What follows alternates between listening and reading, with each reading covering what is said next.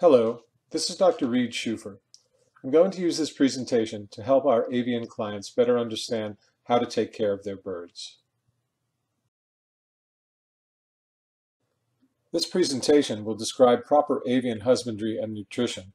The information in this presentation will be available to you in a handout, so sit back and enjoy the presentation.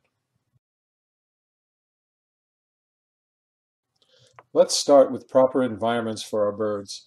As you know, most birds live in the treetop canopy. This location provides safety from many predators. Because bird droppings fall to the ground, the trees are a relatively sanitary environment. The various sizes of the different branches help exercise the feet of the birds as well.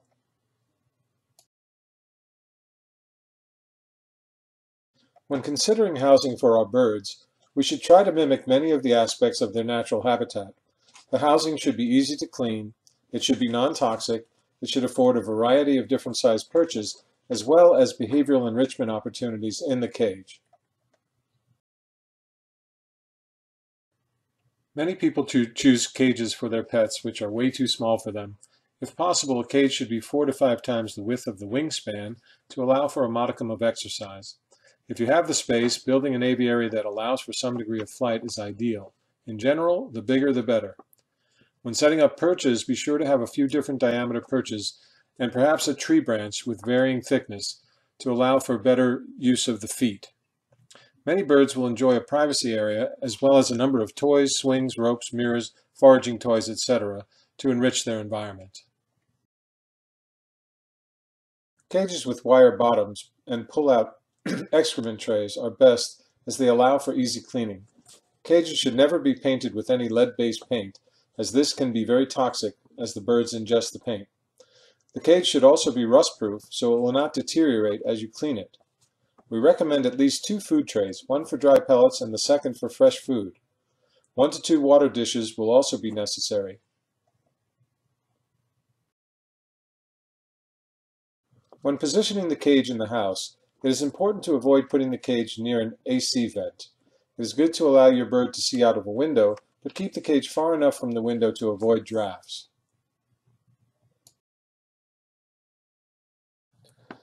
When the nights start to turn cold, we invariably see an influx of sick birds. Many birds are being fed a predominant seed-based diet, which is unbalanced and leads to immune system depression. When a bird in this state has to deal with cold temperatures, they easily become sick. Ideally, we should keep the cage temperature between 70 and 80 degrees Fahrenheit. It is advisable to mount a thermometer near the cage so you can be certain that the right temperature is being maintained. Many clients tell me that they cover their birds at night to keep them warm. Unfortunately, a cover does nothing to warm the cage. If it is 50 degrees on the outside of the cage and you put a cover over it, it will be 50 degrees on the inside as well, because the bird does not have enough heat to warm the inside of the cage. Therefore, I strongly suggest an external space heater. The oil-filled radiator type depicted in this slide work very well. They have thermostats and safety devices to turn them off if they fall over. Radiant heaters with electric coils can be a bigger fire risk. Heat lamps can be used for a short while, but they pose a fire risk and deprive your bird of needed dark cycles during the day. Good hygiene is one of the pillars of keeping your bird thriving. In a cage, birds are exposed to a much higher concentration of germs than they are living in the treetops. You should disinfect the entire cage twice weekly. Food and water dishes should be cleaned daily and disinfected twice weekly. A mixture of 1 tablespoon bleach and 1 gallon of water is a simple disinfecting solution. Surfaces must be cleaned of all debris before disinfecting. Bleach solution must have 2 minutes of contact time with the surface and then be thoroughly rinsed away and allowed to dry.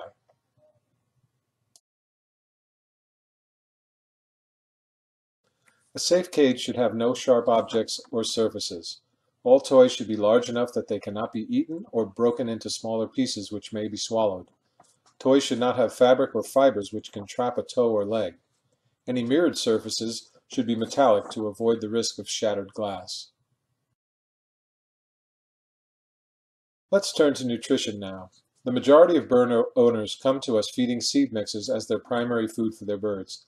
The problem with seeds is that they are mostly fat. Many oils are derived directly from crushing seeds. Most of the birds on seed mixes are very low in protein in their blood. Seeds are also very low in calcium, which is needed for bone, muscle, and beaks, vitamin A, which is essential for immune system, eyes, and skin, and vitamin D, which allows for the proper absorption of calcium, among other things. Moreover, seeds have way too much phosphorus, which can put an undue load on the kidneys.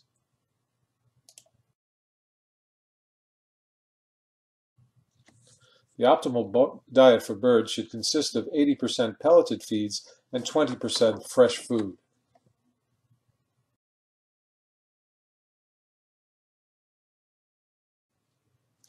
Pelleted feeds combine all the essential nutrients for your bird in each pellet.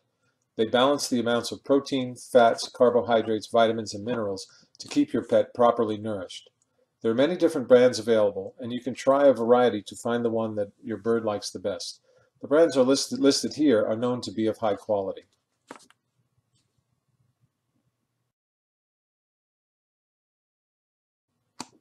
Getting birds to eat pellets can be challenging, especially if they have been eating seed for years. To convert your bird to pellets, we first want to find out how much seed they are actually eating per day so that we don't starve them during the conversion process. To do this, for 3 days, we'll measure the specific amount of seeds into a bowl, let's say a half a cup. After 24 hours, blow away the cracked husks and estimate how much is left in the bowl. Subtract the amount left from the amount you started with, and now you know how much your bird consumes in a day. Do this for 3 days so that we can get an average of how much they eat every day.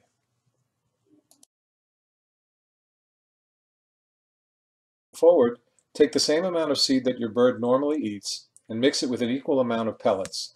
Add enough mixed frozen vegetables in order to bind the mix together. Placing a metallic mirror or white paper on the bottom of the cage and place the food directly on it. Seeing the reflection of a bird eating the food will often stimulate your bird to eat the food as well.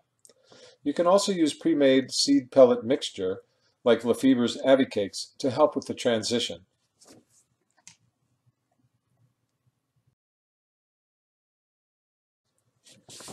Each day, remove a small pinch of seed from the mixture so that there are more pellets than there are seed.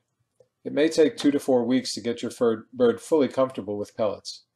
If your pet appears weak, lethargic, or appears to be losing weight, offer more seed immediately and potentially seek veterinary attention.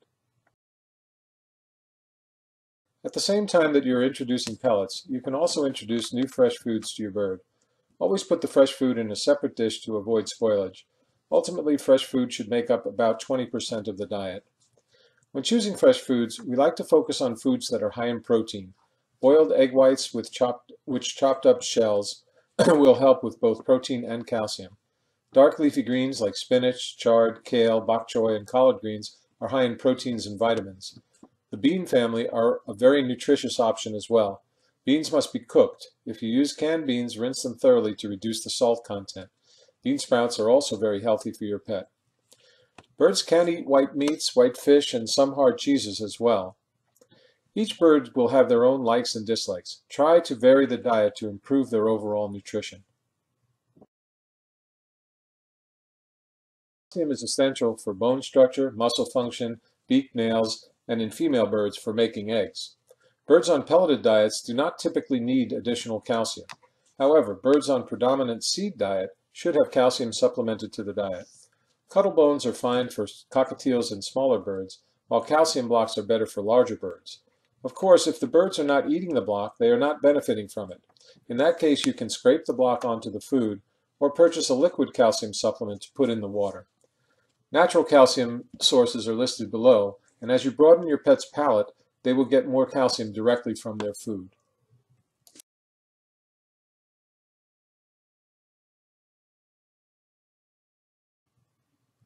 Vitamins are very important for the birds to thrive. If you've gotten your bird converted to pelleted diets, you probably don't need to use a vitamin supplement, although a typical vitamin B complex supplement won't hurt them. If your birds are predominantly still eating seeds, you should have a vitamin supplement placed in the water daily. Avicon Vitamins is the one we recommend, but there are others as well. There are a number of fresh foods to avoid with your bird. Chocolate has stimulants in it that can cause seizures. The darker the chocolate, the worse it is for your bird. Avocado has a substance that can be toxic to your bird's heart. Onion and garlic can affect the blood cells and even be fatal. Pits from apples, cherries, and plums may contain arsenic, or they can be swallowed and get stuck in the intestines. And we should avoid nuts because they have too much fat.